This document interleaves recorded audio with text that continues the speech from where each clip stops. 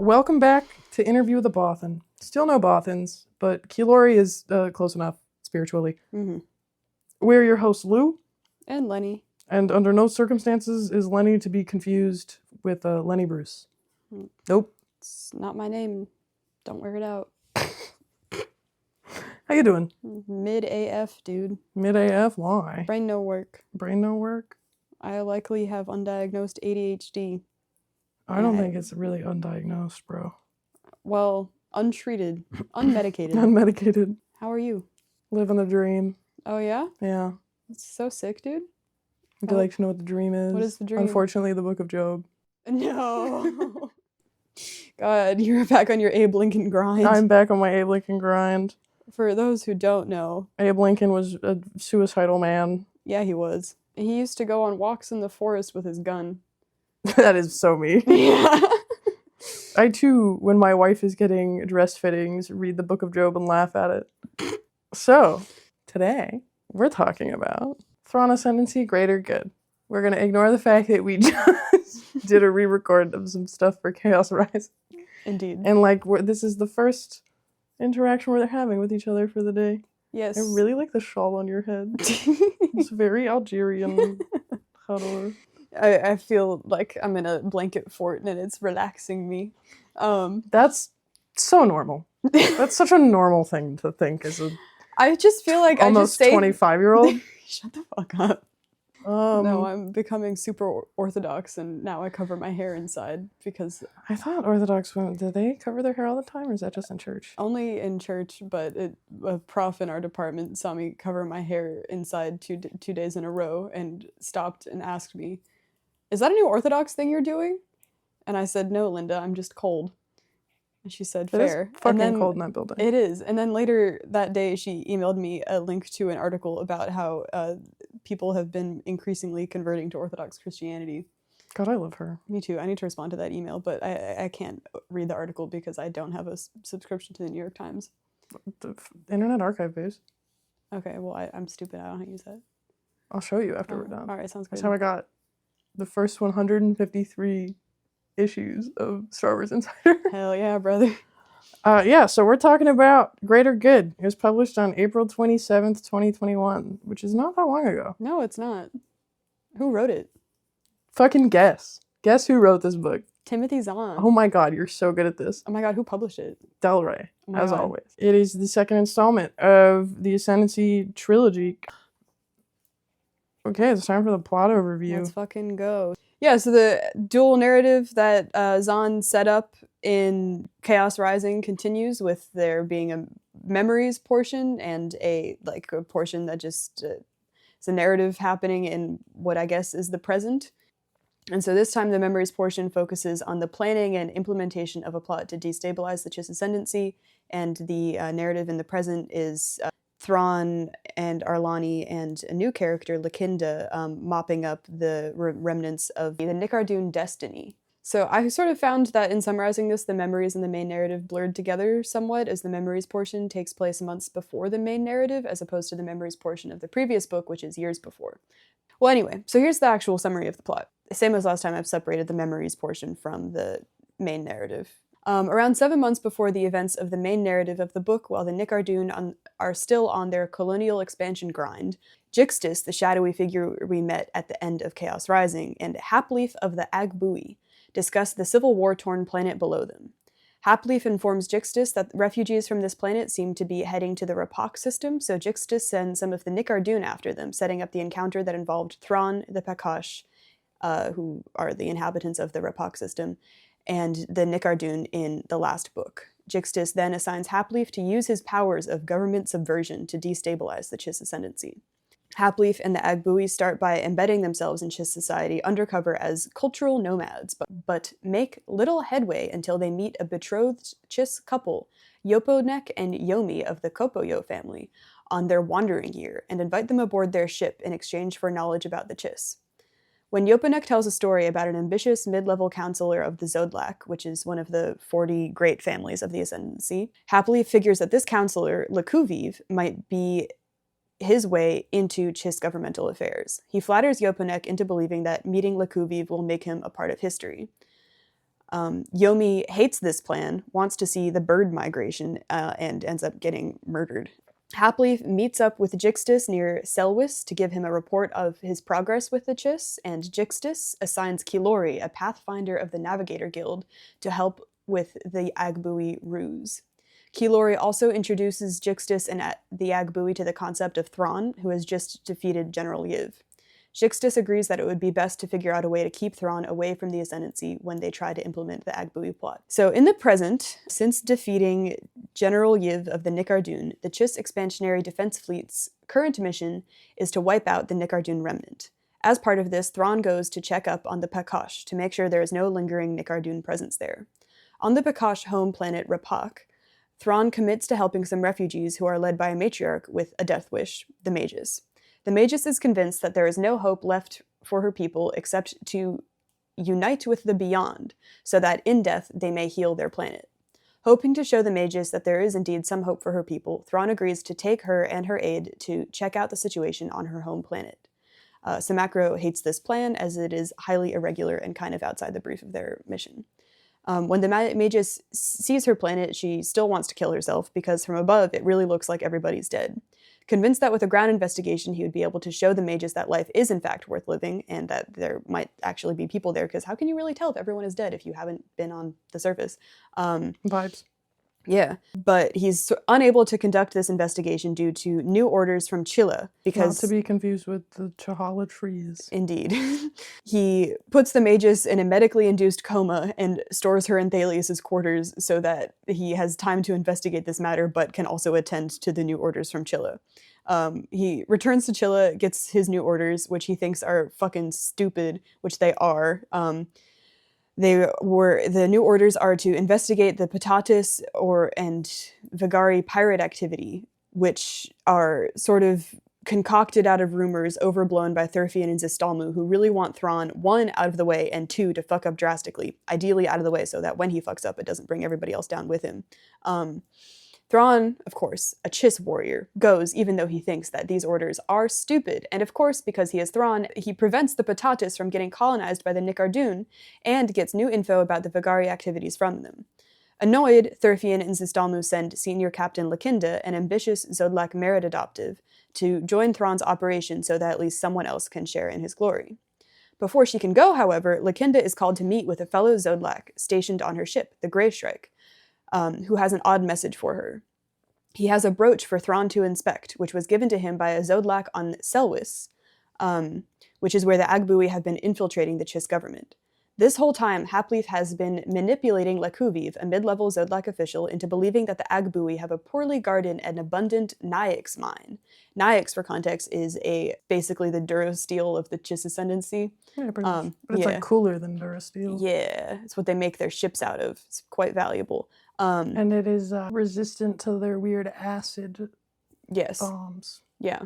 Hoping to claim the Nyx mine for the Zodlak, Lekuviv has forced a Zodlak family emergency. Not knowing that this family emergency is the result of an Agbui plot, of course, Lakinda dutifully answers the call and sends the Grey Shrike ahead to aid Thrawn, carrying the allegedly Agbui brooch with it. This brooch is also made out of Nyx and the source of all the intrigue, basically. The Grey Shrike finds Thrawn in time to let him know about this weird news and to help him round up some remote-controlled gunships that some poor souls try to use in a trap against him. Thrawn, seeing the brooch, wakes up the Magus to show it to her, who recognizes it as being made by her people and decides not to kill herself. For now. For now. She might kill herself at a later date. We don't know. We don't know, but yeah. She seems to be on edge. Yes.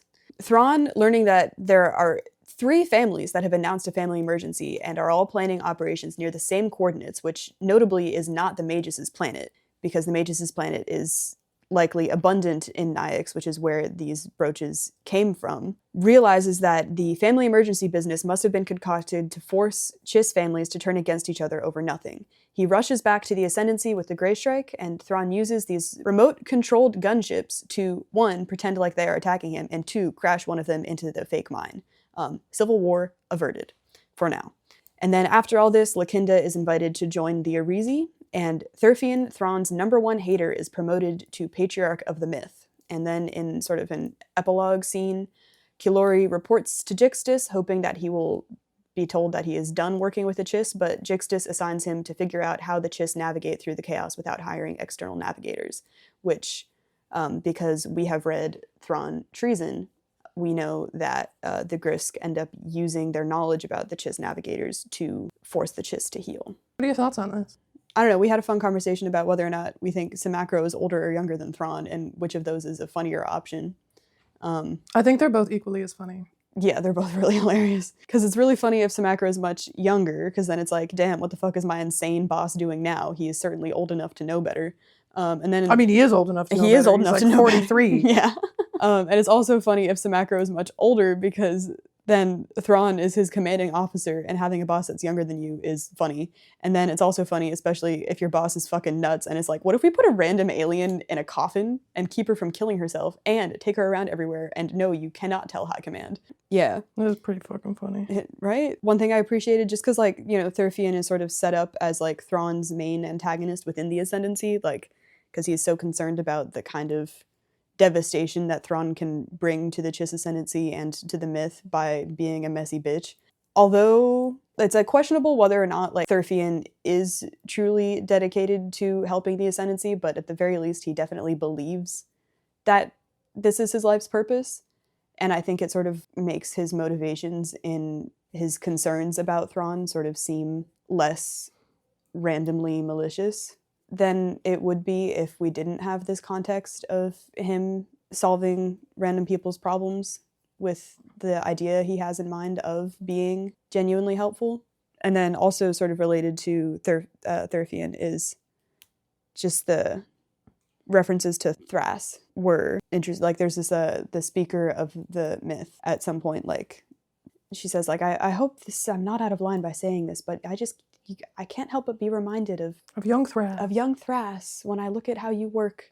Which is funny. Yeah. Because Thras and Thrawn were besties. Indeed. You have a lot here. I do have a lot here. You have a lot of feelings about this. I do have a lot of feelings about this. Sort of circling back to the Pakash, because another reason why like Thrawn goes back to check in on them is that Wingali of the Pakash had given Thrawn a ring in the last book that has a nest of small stylized snakes with two larger ones curving up among them, which is featured prominently on the cover of all three of these books. And also the Chimera. And also the Chimera. Yeah.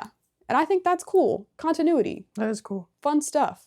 Also just love that Thrawn is continually widely known as an art hoe.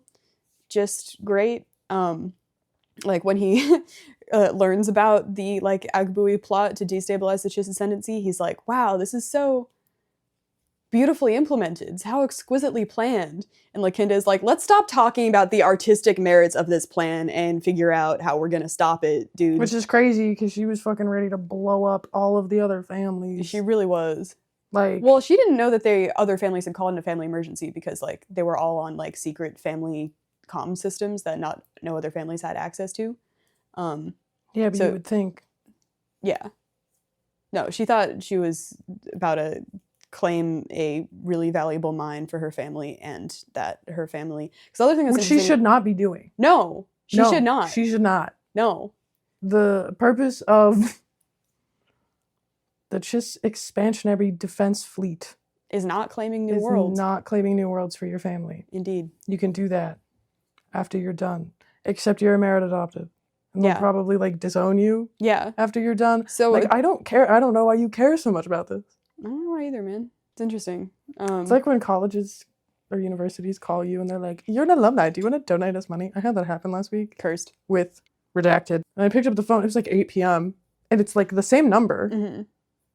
But I answered and they were like, hi, we're from like the Alumni Association. And I was like, if they want me to donate money, they can pay me more. And she was like, oh, wait, you're like doing your PhD while you're on this list. And I was like, no, don't take me off the list. I love the email.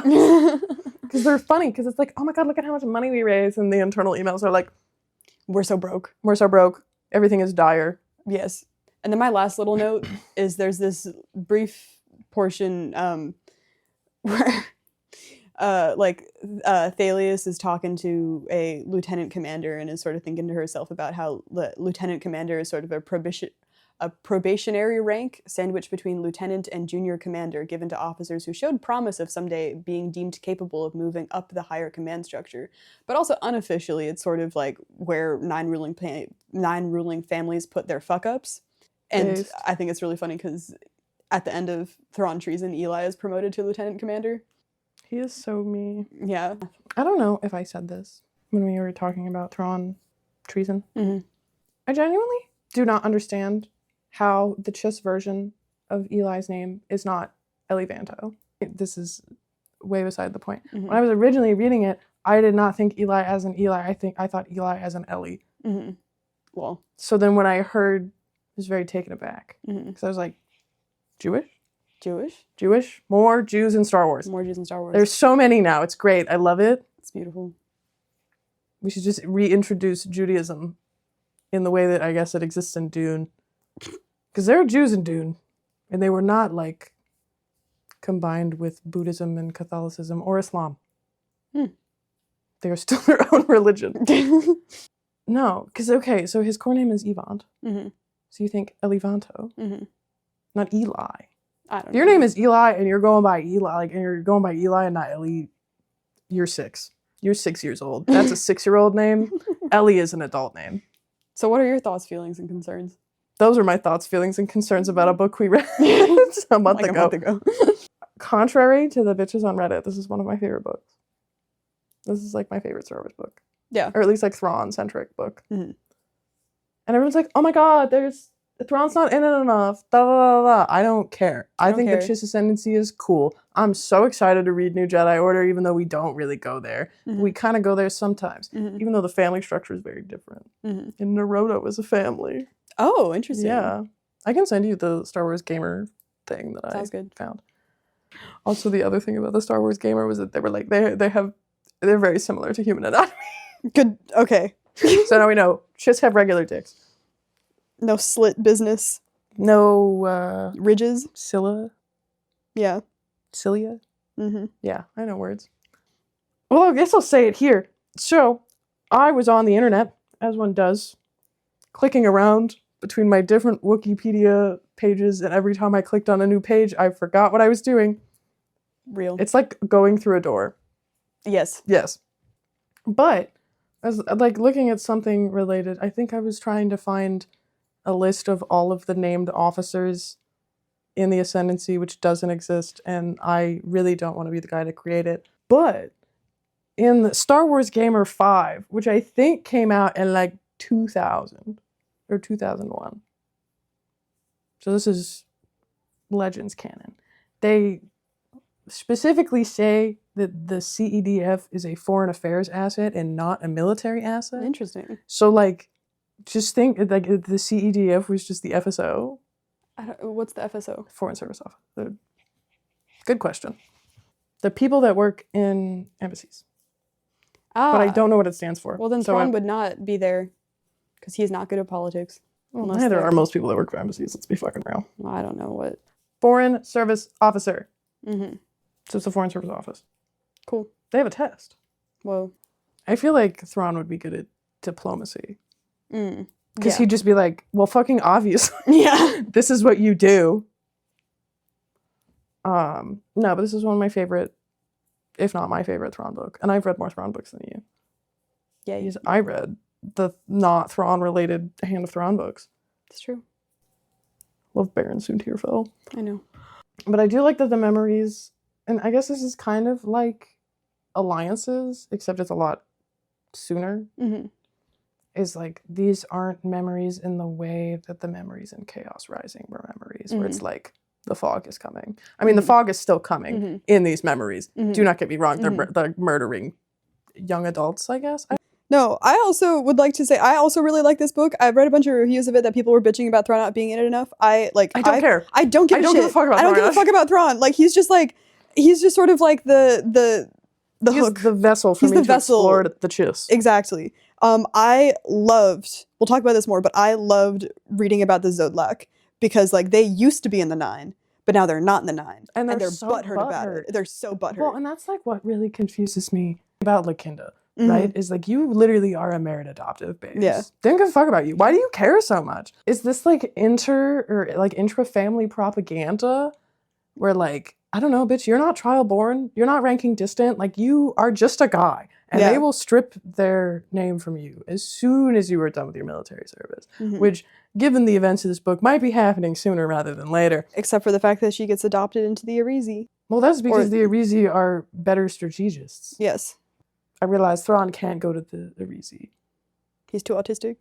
It's not that he's too autistic, it's that his name is Thrawn in Heir of the Empire. Oh, true. Yeah. Also, sorry, like, And Zeron? Zeron. Not as great a name. No. Is Veron? Yeah. Nah. Thrawn is the reason. Good thing he's in the myth, because Thrawn is a better name than Veron. But I kind of like that we're simply informed of the fact that Thrawn is now trial-born just in the Dramatis Personae page. You know my favorite part about this? What? Just very briefly. Give me 1 second. Let me go to my incredibly water-damaged book. I just like that is not my favorite part of this, but I just liked it. I guess I knew all this shit was happening after Attack of the Clones, the movie. But also, look how sad this timeline is. It's so naked. It's so naked. I also like how they list the High Republic like it's a movie, which it's not. Samacro is a cousin in this, but not a cousin in Lesser Evil. Yeah, because there's a typo. We go to this one, which is significantly less water damage. It's actually not water damaged at all. He's a merit adoptive in this one. Oh, what the? Yeah, it was a typo. Come on, guys. He's not even trial born? Nope. Which makes everything so much funnier. Yeah. Like, what? Like, damn, bro. Get a grip. Yeah. God, what a grumpy motherfucker. I also, shout out the Mark Thompson. I love the way he voices, particularly Thrawn. And also, I love that the fucking Jixtus sounds like the Beast from Over the Garden Wall. And I love that Samacro sounds like my boss from the bakery I used to work at in Boston. I really like the Chiss purity culture. I don't know, when did these people get married? Mid-agers is what they were called. And early 20s, I would say. Well, I would assume a mid-ager is probably At 19, it is a under the teenager. age of 20. Yeah. Well, because there's at various points, Yoponek is called a mid-ager, but I think he's supposed to be categorized as or characterized as looking younger than he is. Fascinating. Or acting younger than he is, because he is quite naive. Well, and it's also, I guess it kind of raises the question of what is kind of the social development of Chiss adolescents, children and adolescents, because you have the kind of Skywalker thing where these kids are still very obviously children, but are performing very adult jobs. And they age out of it by the time they're 14 or 15. So then what happens after that? What is the age, not to get back on the age of majority? For the Jedi, it seems to kind of be 25.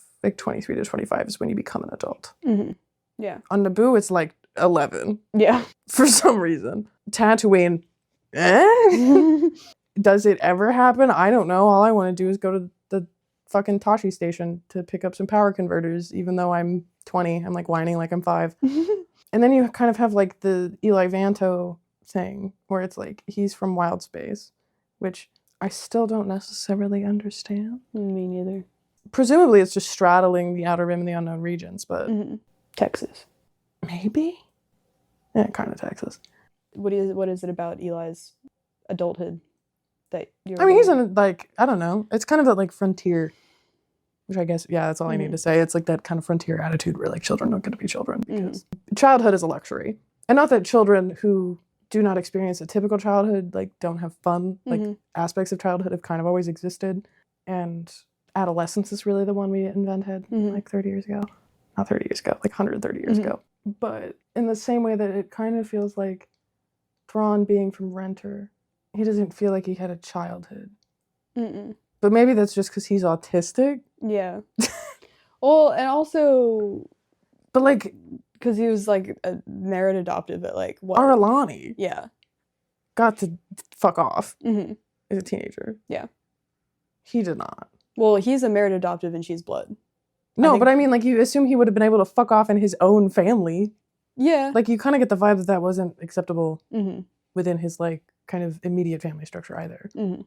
Yeah. But on the topic of Chiss purity culture, I mean, it's one thing that I thought was funny was when Yomi and Yoponek agree to go on the Agbui ship. Yoponek is like, yes, but we need to have separate quarters, not just separate beds, separate quarters.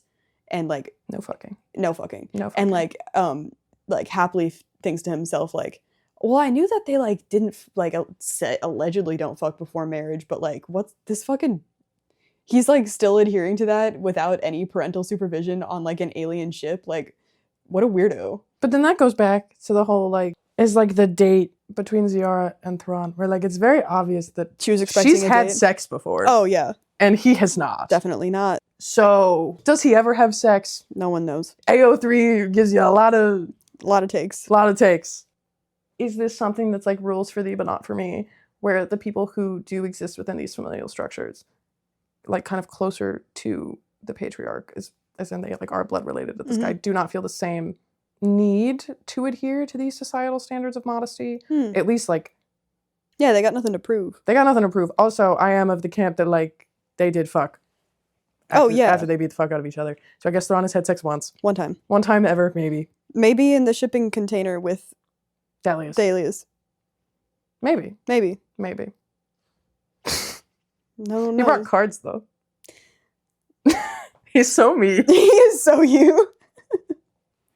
So, Lakinda, our boy, or gal. One, it's interesting to see the perspective of Thrawn from a perspective on Thrawn from someone in the military who's of the same rank as him. Yeah. Because like she sort of has like a little competition against him in her head. And it's sort of like, one, because they are of the same rank and like I think are in control of a ship of a similar size. Two, she folds family competitiveness into the competitiveness that like she had, like the mental competition she has with him.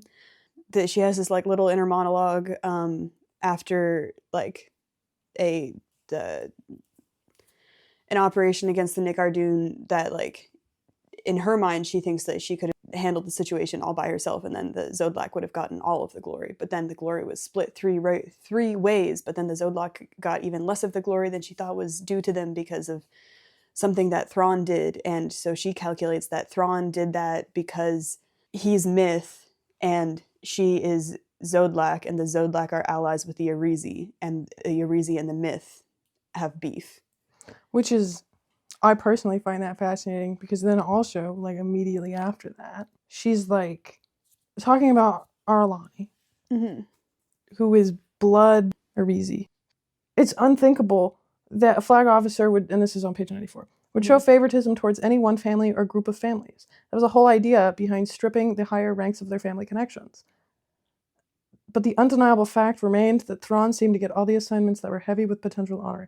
And like my comment on that is maybe that's just because Thrawn is built different. You were just not built in the way that Thrawn is. Yeah. And she like attributes it to their like childhood friendship, which I don't know if you've ever seen them interact. I think that is, they're divorced. Yeah.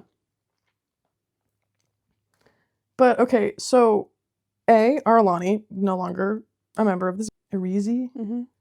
B, why the fuck would she care about the Zodlak? Like, you're saying it's so unthinkable, but you're doing this. Like, Lakinda is doing this, you know? And, like, Arlani also has to go out of her way constantly to, like, undermine the influence of the families on the lower ranks. It's like, why would Arlani give a fuck about this? She's donated over almost 30 years of her life to the military. Yeah. Is a commissioned fucking officer, is a flag officer. Like, of a military that goes out of its way to attempt to be nonpartisan. Yeah. If anyone has bought into this, it is her. Yeah. And Bakif. Like, it is the people who, and I find the concept of like stripping your family ties to be interesting. Like, it's universally perceived as a negative thing. Like, stripping someone of something has a negative connotation. Yeah. But like, do these people, they hate their family so much that they all hate, everyone hates each other. Like, what's funny about that is Lakinda, even though she does seem to like care about like the political realm, like doesn't seem to be aware that the myth don't fuck with Thrawn. And that, like, the Arizi have attempted to poach him. Yeah. Yeah, Like, and also like she's kind of like their second choice because they first try to poach Thrawn. yeah. But then he's like, "Nah, I'll stay with the myth. I don't." Well, because, okay, and presumably I would, not to, like, put myself in Thrawn's shoes, but if you think, like, your end goal, presumably his end goal is to become a flag officer. Mm-hmm. And then he will have no family, Mm-hmm. like, relations. Mm-hmm. In the same way that Arlani did. Mm-hmm. And Arlani is only 3 years older than him. Mm-hmm. So, presumably, we are getting to that point Mm-hmm. where he's like, okay, I'm going to be kind of promoting out of having to be involved in this familial structure. Mm-hmm. So what is the point of me leaving it? Yeah. Yeah. So I can, like, see his,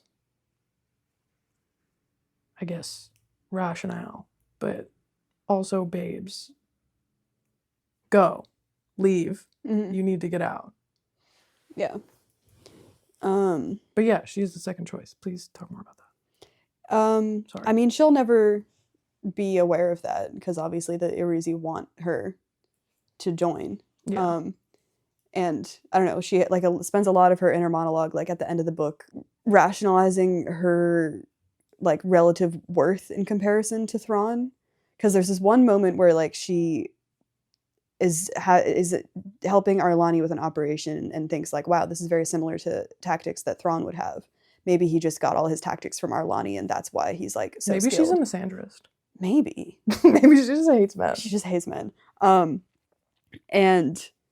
then at the end she's like, oh, well, maybe it's not that like Thrawn's tactics are better, like where our tactics are just different, you know, which wow. I don't know, man. Whatever gets you there. But what's interesting, I mean, like if we're talking about Zodlak, like internal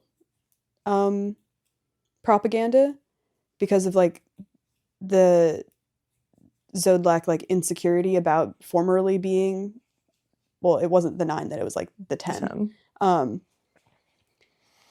they hated you so much they didn't even replace you with anybody. Yeah. Just like get these fuckers out of here. Well, apparently they relinquished power. Because I remember there's a conversation between Thurfian and Zistalmu where, like, I think like Thurfian thinks to himself, like, anybody who would willingly give up power doesn't deserve to have it in the first place. Which is also not the kind of thought process you want from someone who's going to be the political head of your family. Yeah. Like, I think especially when there's the not Yuuzhan Vong at the borders of your territory. Literally. Like, the point of political power is not to have political power, ideally, you know? But when Lakinda is, like, beating herself up about, like, failing to get the appropriate amount of glory to the Zodlak name, she thinks to herself, like, honor and glory to the family. That was the Zodlak watchword these days. Not just a slogan, but the single most important goal for all who called themselves by the Zodlak name. And Lakinda had now failed twice in a row to earn that glory. Which is a really interesting contextualization. What do you mean by that, babes? Yeah. For, like, the choices that she makes later in the book to, like, abandon her post and answer the call to a family emergency. Like, it's one thing if, like, you're the guy, like, the hyperdrive tech, and you're like, oh shit, there's a family emergency. But you're commander of a ship. I don't think that guy, well, first of all, that guy's a child. That too. Yeah. Who it does not belong to a family. They were stolen. Mm-hmm. Like, the Catholic Church stole all those babies. Yes. But, like, the whole point of being in the military is that, like, you don't do that. Yeah. She did go AWOL. In, like, the most basic understanding of the acronym. Like, that. Yeah, you just can't do that. She should be happy she wasn't shot. Like, yeah. Like, well, it's also really interesting, like, the aftermath of this whole kerfuffle over this fake mine. The fake mine does get destroyed. It's like, no one really talks about what almost went down there. Yeah. Which I wouldn't say anyone was going to talk about her going AWOL, but, like, mm-hmm. You can not talk about someone going AWOL and still execute them for going AWOL. That's true. Like, you should be like, oh no, they died gloriously in battle. Oh my god, no, he fell out of a hospital room window. You know? Like, yeah. I just, like, cannot fathom why she gives so much of a shit about, like, how the Arizi, like, aren't as close. Like, you don't know that. We don't know what they're doing. Mm-hmm. They might just be hanging out. These Yeah. are just, like, a bunch of old guys. Yeah. No. Because Like, it's also, like, not super who have been clear. in is such a hyper-specific position of power Mhm. that the only other people who understand are the... Other people who are in those same positions. Yeah. Yeah. Well, because it's also not super clear, like, what's meant when, like, it is said that one of the 40 is, like, allied with one of the 9. Good question. Yeah. Or allied, sorry. Allied.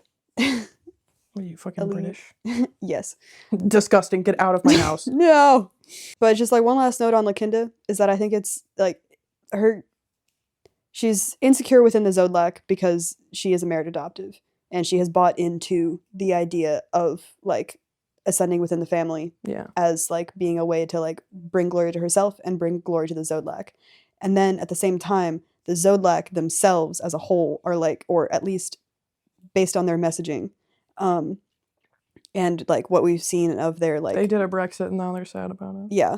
About their, like, mid-level bureaucrats, like... Because Lakfro doesn't seem to give a single shit about the status of the Zodlak family. Yeah, because he's too busy being a guy who knows guys. Being a guy that knows guys, and he's raising grousers, whatever the fuck that is. Mm-hmm.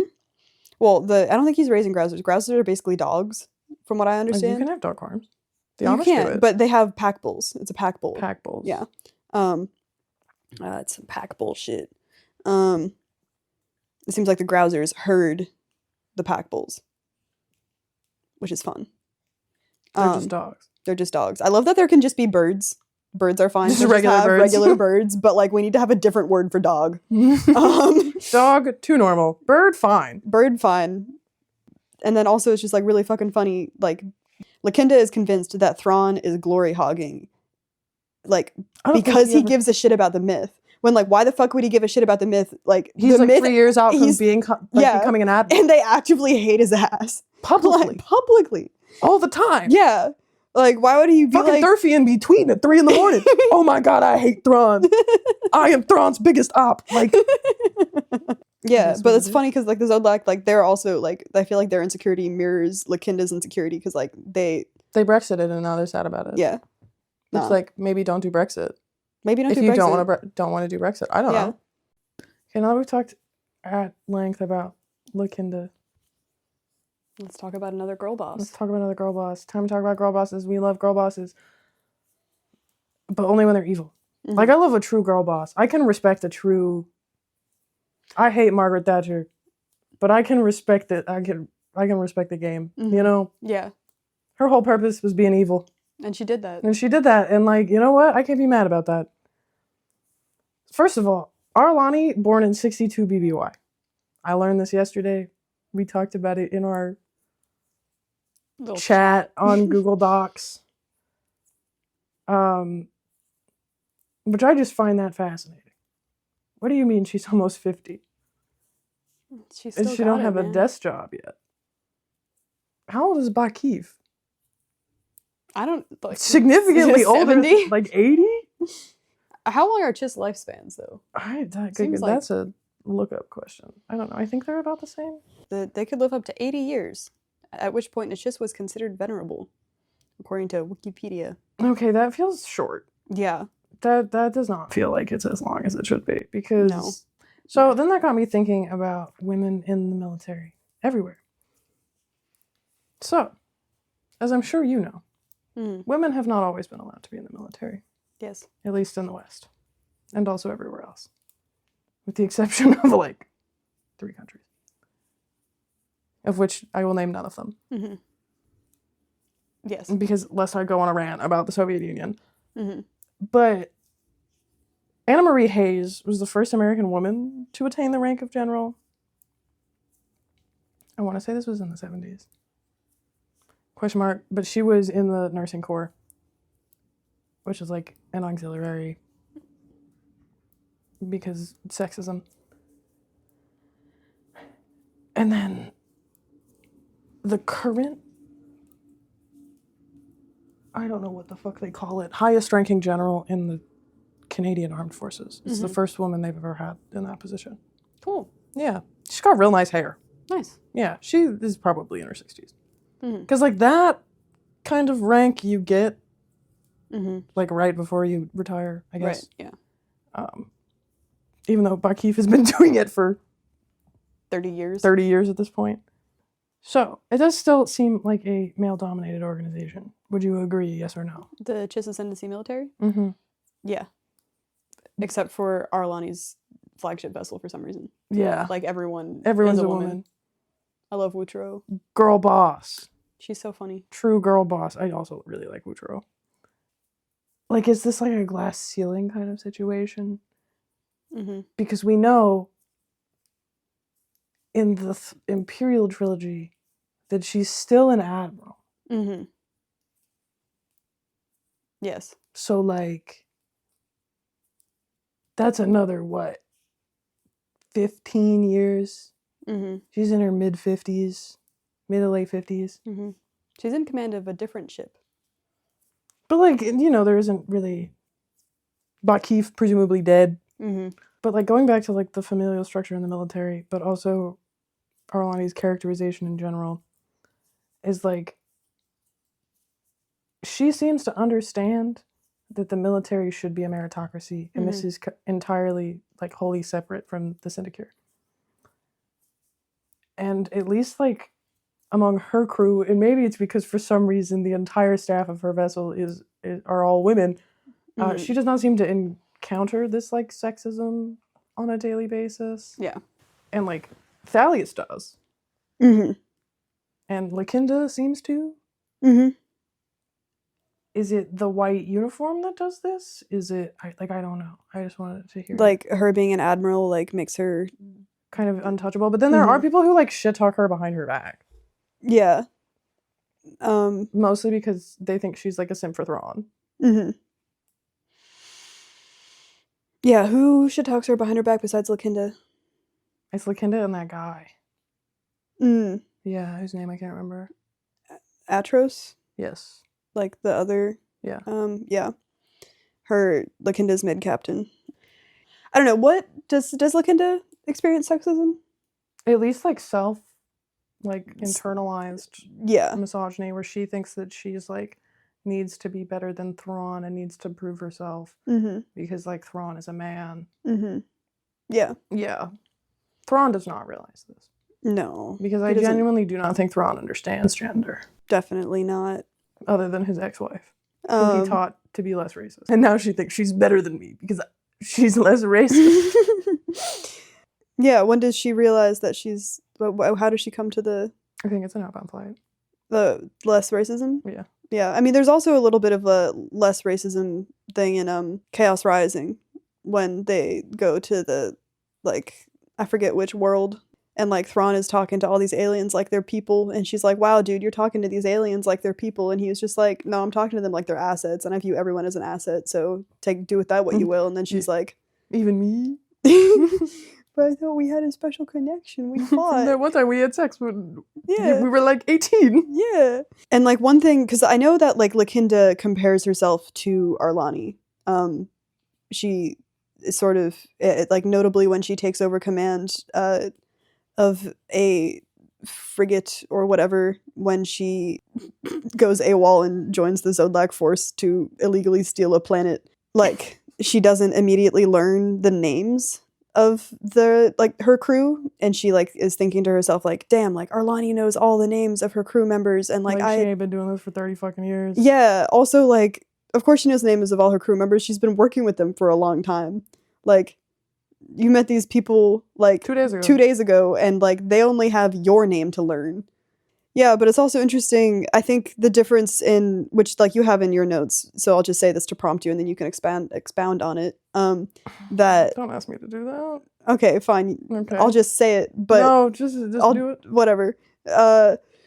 Fucking, like, I feel like the difference in the way that, like, Thalius is perceived and the way that Arlani is perceived is like because of Thalius's role as a caregiver, a momish. And momishes are usually women. It's like a caregiver role. Yeah. So it's assigned to women. Because women are caregivers. Yes. Except for Arlani. Although she is sort of put in that position. Oh, yeah, for sure. Yeah, well, also, like, literally the position of caregiver in Chaos Rising when Thalius has to go to the Vac Combine with Thrawn. And Cheery needs a caregiver, but she needs to also not feel abandoned. So Thalius is like, you know who'd be great for that? The Admiral. The Admiral. The childless Admiral. Yes. Okay, do you want to talk about Samacro for a minute? Oh, yeah, definitely. Okay, so the Samacro-Thalius dynamic. It's fascinating. Fascinating. Do you think they're hate fucking? How am I to know? You think yes. I'm just being speculative. Okay, well, you're asking me to read subtext, and that's unfair. I don't think it's really subtext, babes. Is it just text? It's giving nothing. Because sex is not allowed in Star Wars. But there's at least 4 people on AO3 that think they fuck. Mm-hmm. I feel like they've both definitely thought about it. I am still, like... Do you think it's like a sexual tension thing? Yeah. I also still think that, like, not to, like, delve into rom-com tropes, but I'm gonna. Okay. Because you know how, like, in rom-coms, like, there's the guy that you think that you want, and there's the guy who's, like, been there all along that you actually have the most chemistry with, but, like, you weren't thinking about him because, like, the one that you thought you wanted was there, you know? And the one that you think you want is... the one that she thinks you want is... divorced man? Yeah, the one that she thinks she wants is Thrawn. Because I feel like she's way more invested in, like, getting his attention than she is in getting Samacro's attention. But, like, for her, it's also something that's explored in at least 2 different fics. Yes, it is.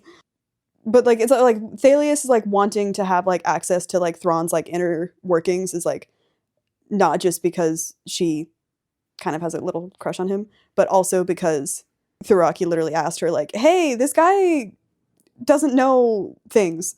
Can you please make sure that he's not gonna fuck himself over in anything that he does? Do you think this was, like, a Lennon Stalin situation?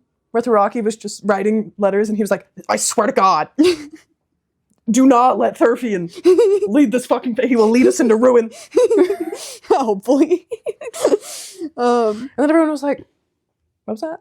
What was that? What? Oh my God, Thurfian's in a patriarch. Yeah. Oh, this will be fine. 20 million die. Do you think Samacro wants to fuck Thalius? Or do you think he's, like, too preoccupied? Sorry that we've talked about sex. I think he's 2 different episodes now. How could we? I think he's a little bit too preoccupied with the fact that he thinks that she's a myth spy, but also I think there's something inherently erotic in being a spy. But, yeah, no, that's what I'm saying. It's like, he's, like, kind of conjuring up these stories. Mm-hmm.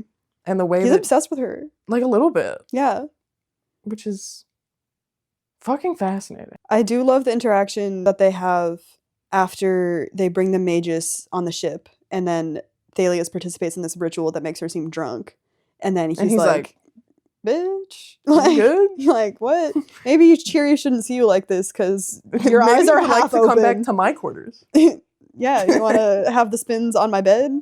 But oh God, what was the thing you wanted to say about Samacro?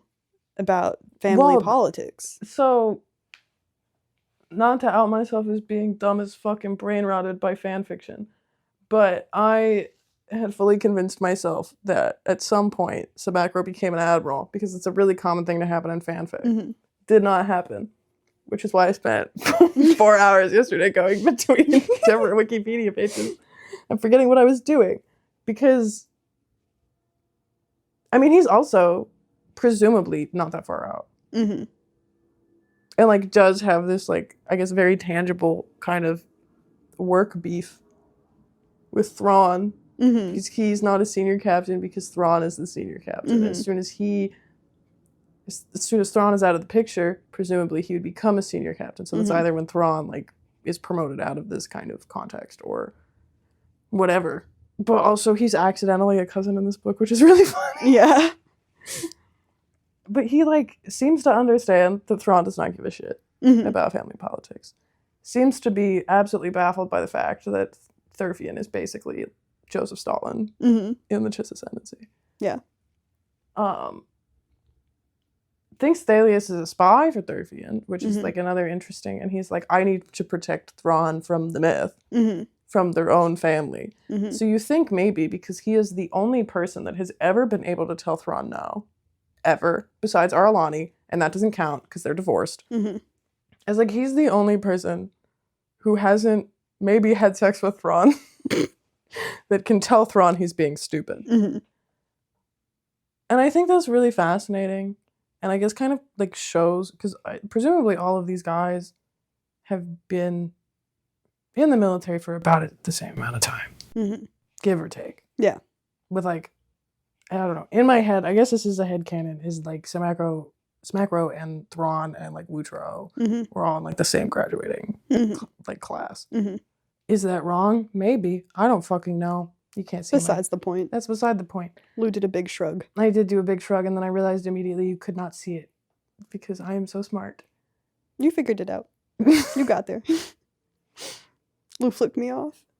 Are you gonna? Okay, I didn't know we were creating captions for the fucking sight impaired. It's me, I'm the sight impaired. Anyway, your point? Anyway, my point. It's not really a point. I just love Smackro and I wanted to talk more about him. Well, you have a quote about Samacro. Oh, yeah, okay. My favorite scene. Where the fuck did I put that? If you command F Lachnam, yeah. So, because for some reason the Zoldak are so obsessed with these family dynamics and also think everyone else fucking cares in the same way they do, even though a lot of these guys, like Lachnam seems like someone who is much greener. And like even Lakinda seems like someone who is a lot greener than Samacro and Thrawn are. Well, no, because it's like Lachnam is concerned because Thrawn is ordering them to like use these remote controlled gunships against the Springhawk. And like he's like, but what if it's just like to subvert the power of the Zodlak and the other families who like want this mine? And then no. And then he looked back at Lachnam. I have never seen anyone as utterly incompetent at politics as he is, referring to Thrawn. For a moment, Lachnam frowned at him, or just frowned up at him. Then slowly, the frown relaxed. You're saying, sir, that Senior Captain Thrawn isn't playing politics here because he never plays politics? I'm saying, Samacro corrected, and Mark Thompson does this a lot better than me, unfortunately, that Senior Captain Thrawn never plays politics because he doesn't know how to play politics. He took a deep breath, huffed it out. Bottom line, when Thrawn comes up with a plan, it's strictly military. Nothing more, nothing less. And that's just so fucking funny that you presumably have this little like greenhorn, right? And he's like, but what if he's undermining the authority of a family that does not have authority, mind you? Yeah. And everyone's just like, that is the most autistic man you will ever meet in your life. Do not get it twisted. All he think about is plane. All he think about is plane and art. And art, that's it. Yeah. Those are his two modes. And occasionally maybe having sex with Aralani again, but that's not No, it's beautiful. It reminds me of like navigating disagreements between like my autistic friend and my slightly less autistic friend, Phoebe and Sarah. Okay. Where like my friend will like do something and my other friend will be like, what was the subtext of that? And I'm like, bitch, there was no subtext. There was never subtext. Like, you know, it's like when you texted me the other day and you were like, how am I supposed to read your tone? And I was like, my tone never changes. You've met me before in real life. False. I'm always exactly the same. No, I was just joking that I had never met you before in real life, because that's evidently not true because I'm right here. You have slippers. You have my apartment slippers. I have designated apartment slippers, it's true. No. I just do this thing where I assume that people think the worst of me, and then in so doing I hurt their feelings by thinking that they would think something bad about me. That's kind of stupid. Oh, I know. Yeah. It's a little game I like to play. I don't think that's a game. No, I think it's just for fun. A game has to result in enjoyment. That Oh, does not seem... no. unless you're playing diplomacy. Yeah, no. Thrawn would go so hard at diplomacy. But I guess I'll switch back to talking about Lacfro, who is, I presume, not a merit adoptive. It's sort of not really talked about, but he could have been merit adopted for being really good at ranching. I don't know if that's something they merit adopt for. I feel like they probably don't. They seem to merit adopt for just very hyper specific things that are sort of aligned with what is associated with cultural capital and prestige in our world, which is... He might be like the child of a ranking dissident or something. Yeah. But what's really fun in this is, like, I feel like what we've seen mostly of, like, I feel like I already said this, but, like, the political realm of the family, but here we see, like, the more intimate realm of the family, because it's, like, through seeing, like, Lacfro working on his ranch. He loves his ranch. He loves his ranch. He's so Eli Vanto coded. He's very Eli. I feel like Eli Vanto would get along. Like, this sort of alternate definition of the meaning of family comes through, especially in the conversation that he and Hapleaf have at the end of the book, when Lacfro confronts Hapleaf about, like, the evident subversive tactics he's been using on the Chiss, and then ultimately kills Hapleaf, which is fun and also unfortunately omitted from the plot overview. I say as if I did not write the plot overview. Yeah, you literally wrote it. I didn't even edit it. I don't know. It's all you, babes. I was self-censoring. How dare you not talk about your love of second-degree murder? Yeah, no. I respect it. Although it did seem a little bit premeditated, because here's the thing. No, it can be premeditated. It's like planned and premeditated, I think, is first. Mm-hmm. Was not planned. You don't think that was planned? Because he showed up with the brass seal zipper, 2 stun guns, with like you can beat the fuck out of somebody with a, like, but the brass seal zipper was like so that he could call the grouser. No, like, that was a multi-layer attack. Maybe I just don't understand the law.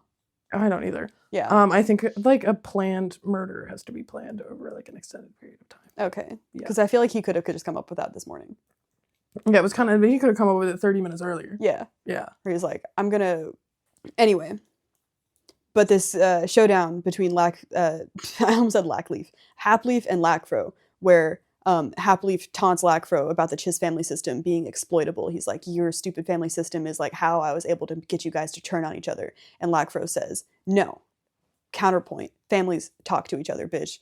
I saw this weird jewelry. I sent it to my cousin. My cousin sent it to Thrawn, who loves art. This guy. This fucking autistic king with thoughts about... we've all heard of. Yeah, apparently. And... Mostly because of Thurfian's very public beef with him that he's had for the last 20 years. Yeah. And so in this, we have Lacfro, like, outlining the difference between the family on the government level and in normal families. He's like, no, you forgot, Hapleaf. Families talk to each other. And then going back to they're wasps. This is true. Do you think the Kennedys talk to each other? I feel like they don't. They're not wasps. They're Catholic. They're, like, as close as you can get to a wasp while being Catholic. This is true. My wasp family talks to each other. Your family's not a wasp family. What about my mother's side of the family is wasp? Do they talk to each other? Yeah. They talk about their feelings and shit? Only when they're drunk. Oh, my family don't talk about their feelings and shit. Yeah? Yeah, we also don't touch each other. We don't, like, No, hug. we don't touch it. We don't hug or anything like that. But it's also really funny, like, the family interactions we see between Lacfro and his cousin who works in the military. When he calls his cousin at, like, 4 a.m. just to be like, hey, I got this weird fucking brooch that I think might be a big deal. Can you check it out? I have this favor. And then his cousin says, must be some favor. If you're thinking about running away from home and enlisting in the expansionary defense fleet, forget about it. We have some standards, you know. Anyway, after 17 years of marriage, there can't be much fight left in you. Haha, you know, wives. And then Lacfro rolls his eyes and is like, man, Lackbulbub's attempts at humor were legendary at family get-togethers, which is just like, I feel like the old ball and chain. Like, we don't get a lot of like insight into just like chill family Chiss gatherings, where like I'm just imagining whatever like Chiss Thanksgiving is, where like they all travel from far and wide to like get really drunk and be really annoyed by Lackbulbub's shitty jokes. Oh, that was pretty good. I thought it was great. I thought it was beautiful. We all hate our wives, don't we? I love that Lackbulbub is a fucking boomer. Like, it's great. I know this guy. Yeah. He's really dad coded. Mm-hmm. I don't know. Does your dad know guys? No. My dad doesn't believe in community. He thinks he's past community. I told you my dad's reading Nietzsche, right? I wish he wasn't. I wish he wasn't too. I think it's really bad news. I don't know. You can still know guys and think you're past the need for the community. Yeah. Like, you need a deer? You need an entire deer carcass? I could find you an entire deer carcass in Montreal. That's great. I know guys. Yeah. Yeah. I don't. You know Thomas. Thomas knows guys. Thomas is a guy that knows guys. Thomas is a guy that knows guys. I wish I was a guy that knows guys. I'm just afraid. Well, no, but you know me and Thomas, so therefore you, by extension, are a guy that knows guys. Oh my god. Yeah. But it wouldn't be cool if I was a self-sufficient guy that knows guys. Well, no, but the whole thing with, like, how you become a guy that knows guys is that you meet people who know guys, and then eventually you are introduced to those people. I'm not going to introduce you the guy that can get me an entire deer because I think he's annoying. Okay. But, so being a guy that knows guys is not about knowing every guy. Because, like, there are a few things where I could, like, call someone up immediately and be like, yo, I need help. Like, will you hook me up? But a lot of it is you call a guy who knows a guy who knows a guy. It's the guy network. Is the guy network. And people say third spaces don't exist anymore. They're just not going to enough shitty bars. Well, because it's also interesting, like, the difference between, like, the family capital F of, like, your political allegiances and, like, family lowercase f of, like, the people you grew up with and fuck with. But, like, I feel like you only sort of get to access, like, the lowercase f family experience if you are not of the political elite, which what we learn about in watching Lacfro interact with people. And Lacfro is someone I did not mention in the plot overview because it's possible to give a plot overview without mentioning him. But he is the rancher that Lacuvive asks to host Hapleaf of the Agbui on Selwys. Anyway, yeah, because he's also of the Zodlak. He's also of the Zodlak, and then he calls his friend. Yeah, his cousin. His cousin. And he's like, hey, cousin. I got this weird fucking thing that was given to me by this alien. You know anyone? Yeah, because I showed this to Lakjeep, who is the aide to Lacuvive, and she freaked the fuck out and was like, where the fuck did you get this? And then took it from me, but I had a different one, so...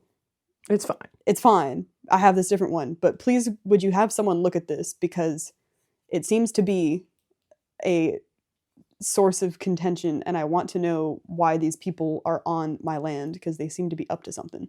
Because Lacuvive is racist and Lakjeep is racist. But then I also have a quick thing about Thurfian. Because you claimed earlier that he's good at his job. And I said that he's good at failing up. And I would like to expand on what I mean by that. So at the end of Chaos Rising, when Tharaki and Thalias are having that conversation, and he's like, no, you need to protect Thrawn. He's fucking dumb as a box of rocks, socially.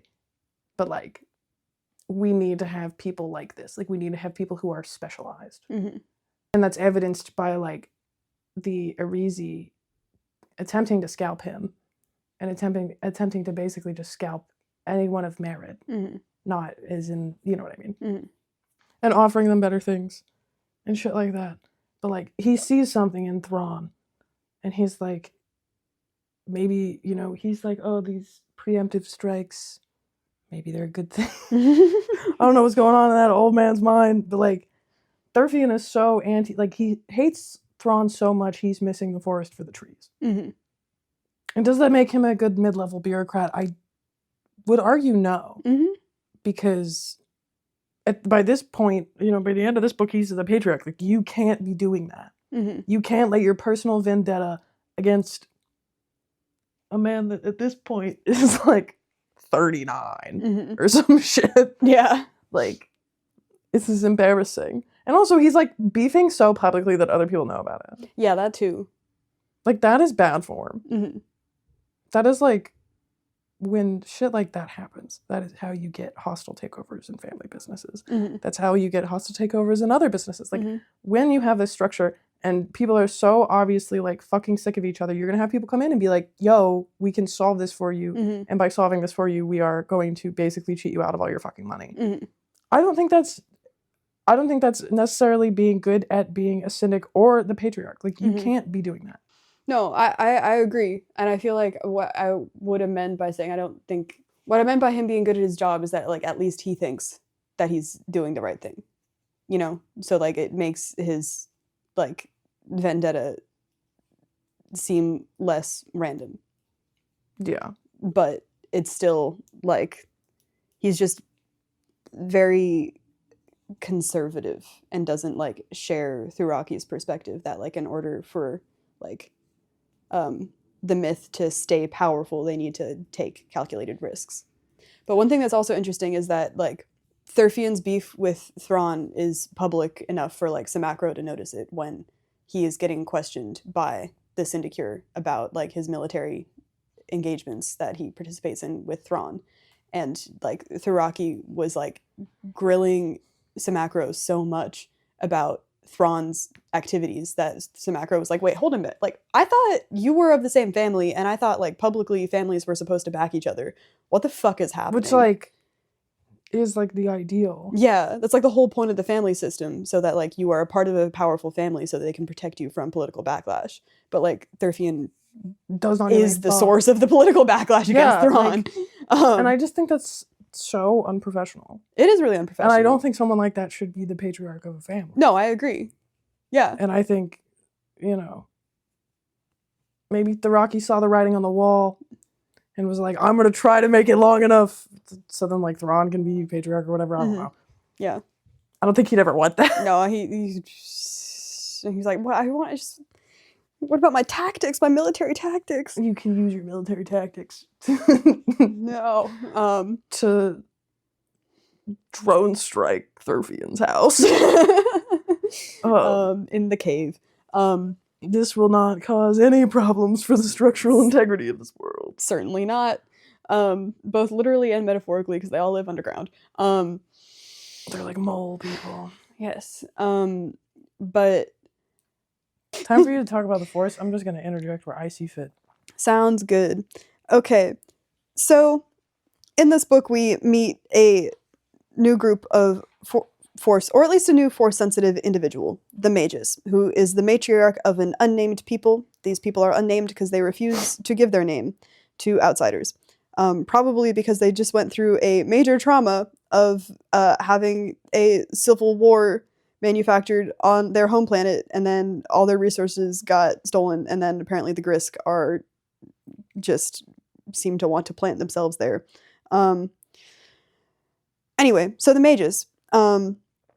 She is the leader of this refugee group that Thrawn and Thalius and Samacro meet when the Springhawk skips on over to the Rapak system to check in on our boy Wingali and whether or not the Nicardoon are still there. And when they get there, Wingali is like, well, we have this very suicidal matriarch. What you going to do about it? And then Thalius and the matriarch have a conversation about the beyond is what the Magus sort of calls an aspect of what we know as the Force. And she will only talk to Thalius about her suicidal ideation, which is sort of like an incorrect way to view it, because like she wants to, for herself and for the remainder, like a Jonestown situation. Yeah, this is like a very suicidal. Yeah, it's like they have a suicide pact so that they can, like, through joining the beyond, have the power to restore the life of their planet that has been destroyed, so that some other species in the chaos may find this restored planet and make a home out of it. And so Thalius explains it to Thrawn and Samacro by saying, like, well, first of all, it's like she's not killing herself out of hopelessness. She believes that the people of her world are dead, and if she and the others here die, they'll join something called the Beyond and be able to heal their world. And by that, I mean the physical planet. And Samacro is like, how? And Thalius says, I don't know, but she seems to think this Beyond is connected somehow to the fact that I used to navigate as a Skywalker. The Force, Thrawn murmured, his voice thoughtful. We love when bitches murmur. I love when bitches murmur. Thalius frowned at him. The what? A concept from lesser space that General Anakin Skywalker told me about when we were working together, Thrawn said. He defined it as an energy field created by all living things from which he and others could draw power and guidance. So that's what Skywalkers do? Thalius asked. Perhaps, Thrawn said. The concept seemed somewhat vague. But if living things create the Force, perhaps it can work in reverse, with the Force creating or nurturing living things. In order to heal the planet, Thalius said, nodding. So that's what the Magus was getting at. And what's interesting here is that the sort of conceptualization of like the Force being like, or the Force, the Beyond, or whatever it is that Skywalkers do, is this thing that exists and that different cultures all are responding to. And the way this sort of functions reminds me of like conceptualizations of religion in like early religious scholarship. I have 2 books by Mircea Eliade on my bookshelf. 1, because my dad gave me one for Christmas. 2, because a professor in our department retired and I took this book from her office.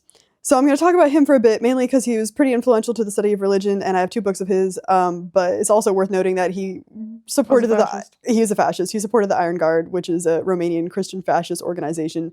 Also, pretty much everyone agrees that all his theories are kind of cooked, and he doesn't really use empirical evidence. That's why we don't call it comparative religion anymore. Yeah. But the Star Wars understanding of religion is also kind of cooked, so I thought it was a kind of fun avenue to go down. So, like, Eliade's, like, idea in talking about religion, this was, like, his main thing, was that, and I got this from fucking... What do you mean the concept of religion in Star Wars is kind of cooked? It's literally just Zoroastrianism. I mean the way that, like, it's not, like... That's a great question. What do I mean that the concept of religion in Star Wars is kind of cooked? I don't mean, like, the religion itself is cooked. I mean, like, the way that the understanding of religion is discussed is cooked. But mainly because it is, like, very similar to early religious anthropologists viewing there, like, being this one thing, that one thing being the sacred, that, like, everybody responds to in different ways. And those different ways that people respond to the sacred, Eliade calls hierophanies, which he describes as a modality of the sacred. His examples are rites, myth, cosmogonies, ideas of God, each understood as a manifestation of the sacred in the mental world of those who believe in it. And this is from Eliade's 1958 book, Patterns in Comparative Religion. And he also talks about this even earlier concept within the anthropology of religion, which is the idea that anthropologists who are looking at Melanesian religion, Melanesians being the indigenous people of Oceania, stretching from Fiji to New Guinea, they sort of drew out this concept of mana, which is like a mysterious but active power which belongs to certain people and generally to the souls of the dead and all spirits. It is some sort of force which makes all things powerful. And early anthropologists of religion thought the idea of mana was something from which it is possible to trace every religious phenomenon. And Eliade sort of rejects this as non-empirical, and the idea of mana existing primordially is flawed to him because his concept of religion is that it does not exist independently from individuals and objects. Okay. And what religion is to him is like the interaction between people and what he identifies in the sacred. But I still think there's like a fair amount of overlap between early anthropologists, like assuming that all religion is just evolves from everyone having a concept of mana, and Eliade's notion that like all religion is just individuals interacting with like this thing that definitely exists called the sacred. The idea of the sacred was like, I don't know if it was first put forward, but like Rudolf Otto is also an early anthropologist of religion who talks about the sacred in his 1917 book Das Heilige, which means the sacred in German. And in Eliade's words, Otto focused on the irrational side of religion, aiming to discover the characteristics of the frightening and irrational experience, studying the feeling of terror before the divine.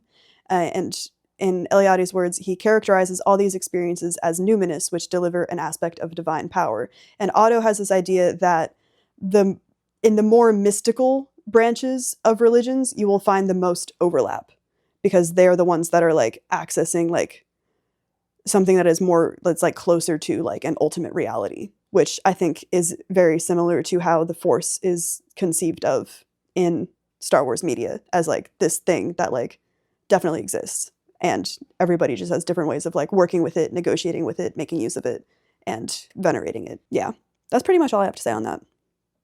I'm looking up. Did you know there's not a Legends Wikipedia page for religion?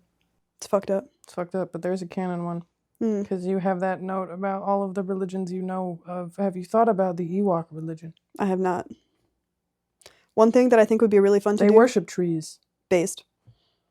And C-3PO. Yes. Is that because, like, you know, like, we've gone so many episodes without mentioning not Death Stars and Democracy, without mentioning Rise and Fall of the Galactic Empire, probably because we're not looking at the Empire right now. But I think it would be really fun to, like, for someone to write an in-universe monograph that was just about different Force religions. They should let us do that. They should let us do that. Disney, hit us up. Disney, you can find our email address in the show notes. Because they, like, want to have other Force cults. And, like, I'm not particularly, I don't know. Now we can talk about Force cults and stuff. Mm-hmm. Because of the Magus and stuff. Like, I'm not particularly interested in stuff like the Acolyte. Mm-hmm. Or, like, the Magus. Mm-hmm. Like, the concept of the Sith cult is interesting. Because presumably those guys aren't Sith. It's like, I would love to see what religion is like for people who, like, are not necessarily Force sensitive. Mm-hmm. Yeah. Yeah. Because they have done some stuff with the, like, Jedi and Sith codes. Mm-hmm. Where they, like, have expanded upon it in not an academic way, but in, like, a biblical way. But I would love to see a fake monograph for different religions. And you know that Star Wars fans would buy it because they buy everything. Yeah. Droid belief. That's fun. And I guess the core was a droid belief that all droids were connected. That's fun. Even though they came from different manufacturers and were of different degrees. Many thought this was a droid attempt to build a connection to the world around them, much like an organic being might feel connected to the ecosystem of their home planet. It was considered to be a hive mind. That's based. Mm-hmm. Scavenger's Guide to Droids. That's so swag. Yeah. Like, no. That would be so much cooler to do that. Mm-hmm. I got one last note, is that it's sort of interesting that, like, the Chiss interaction with the Force is, like, through the cultivation of a military asset. Well, yeah, if men overwhelmingly don't experience it, and it's a patriarchal society, it doesn't matter. Who gives a shit that Vanya and that other Skywalker can, like, read each other's minds? They're women. Stupid. Women are stupid. Women are stupid. And hysterical. Yep. And then I feel like, real quick, because we're talking about religion, which to some degree relates to storytelling and myths, we can talk briefly about perceptions of the Chiss, both. We could do that. Chiss perceptions People of the Chiss. Think that, and not gods, mm-hmm. but, like, in the Imperial Trilogy, Eli Vanto was like, wait, you guys are real? Yeah. You guys exist? That's so crazy. Mm-hmm. But yeah, this is your domain, babes. Yeah. No, I think that's a good, like, lead in. I don't know. When Thrawn and Eli are, like, getting to know each other, Thrawn is like, so tell me everything that you think you know about us. Like, that's really interesting. It's me every time I ask you questions about what you think happens outside of the northeast of the United States. No, literally. Like, what do you think I just, like, grew up among the corn? I just grew up in a cornfield? Weren't you near some corn? Yeah, like 15-minute drive. Yeah.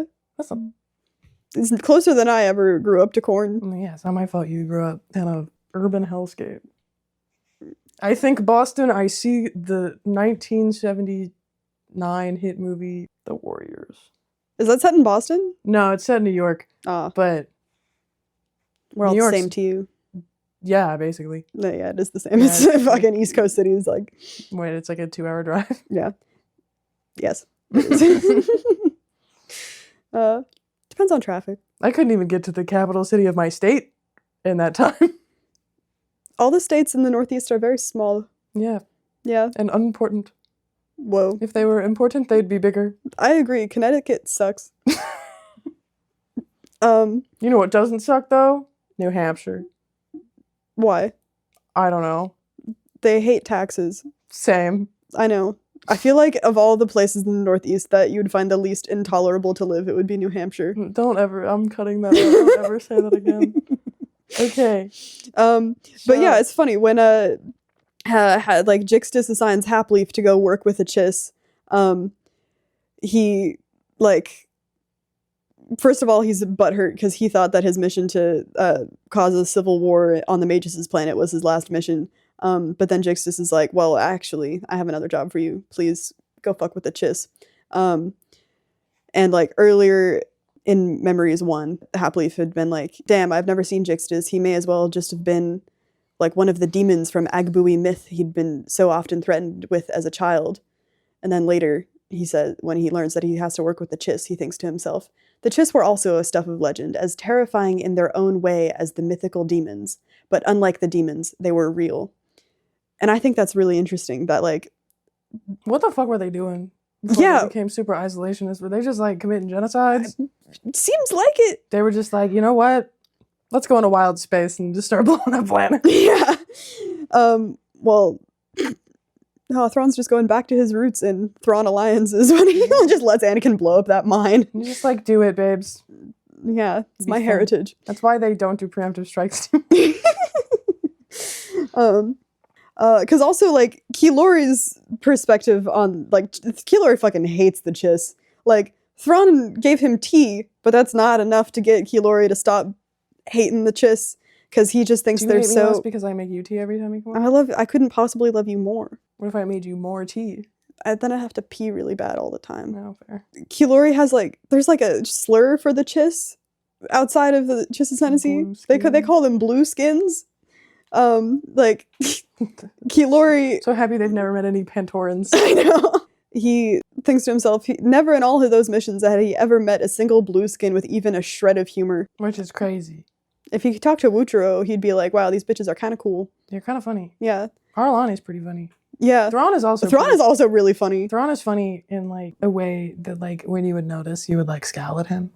Yeah. What the fuck is wrong with you? Yeah, no, it's like, there's that moment when, Lakinda says, in the course of the mission, when you were preventing the civil war, like, if I need to die, it's okay, you can let me die. And her mid-captain is like, no, senior captain, how could you say this? And then Lakinda says, like, and Thrawn, don't you refute this either. And Thrawn was like, I wasn't gonna. Like, your life isn't more important than just Ascendancy. We're on the same page, bitch. I also had a giggle when Thrawn learns that, like, the Magus is suicidal, and he's just sort of like, well, then she should just kill herself. Fucking do it. You won't, pussy.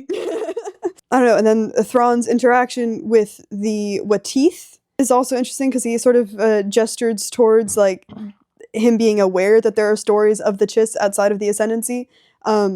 Because when he's talking with the Watith after, like, he helps him destroy those, like, fake remote-controlled ships, he invites himself aboard their ship and is like, if you meet me, then you could have an opportunity to see if your legends of the Chiss are accurate. And then Watith goes, well, not Watith, the guy of the Watith, I don't know his name. It's like, I think it's like Buif or something like that. Buif. And Buif. He says, who suggested we even have legends of the Chiss? Thrawn smiled. Come now, Captain. Please don't do that fucking voice. I It's so love weird. it. Let me have fun. Okay. Okay, fine. Come now, Captain. Everyone in the near reaches of the chaos has legends of the Chiss. Fasir sighed, that's his name. Very well. I'll prepare the ship, whatever. You don't like my Thrawn voice? I love my Thrawn voice. No, it's fine. It's just you've been doing 5:30 p.m.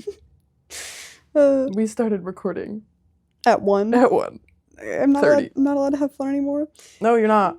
No. Because I want to get high and watch Rebels. Okay. And to do that, we need to finish. Okay, I have one last thing to wrap up about Do it. Chiss self-perception and then talking to other bitches. And we're going to wrap up and then we'll be done. And then we're going to get high. Yes. And then we're going to immersion blend the soup. Yeah, we will. When Thalius is first talking to the mages to convince the mages to not kill herself, she first starts by arguing in defense of resilience. And in doing this, she tells the story that she has probably been told her whole life, which is that Chilla used to be a planet that was not covered in a glacier, but then now is covered in a glacier, but it's fine. The Chiss are smart, and they figured out, they went underground. When she tells this to the magus is like, well, I'm not going to have my people live in squalor. Thalius responds. Thalius felt her back straighten with pride. It's not squalor, and it's not just 1,000 or 10,000. It's 8 billion people living on this planet. It's like as many people live on Earth. Yeah. But imagine if we all had to live in caves. That would suck. That would be kind of squalor. Yeah. Maybe the magus is right. Maybe the magus is right, but it's also not 8 billion people do not live on Chilla. No, it's not no, it's maybe a billion. Yeah, or a couple million. It's just enough to make it seem like Chilla is inhabited.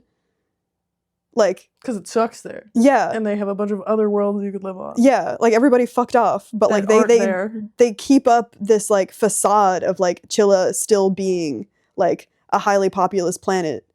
And I think it was just interesting that Thalius has internalized that as a point of pride. And also it's a good it's like me whenever anyone talks shit about Ohio. It's not from there. Yeah. I was actually, no, it's great. It's great. I love it there. I love it there. It's beautiful. I love Ohio.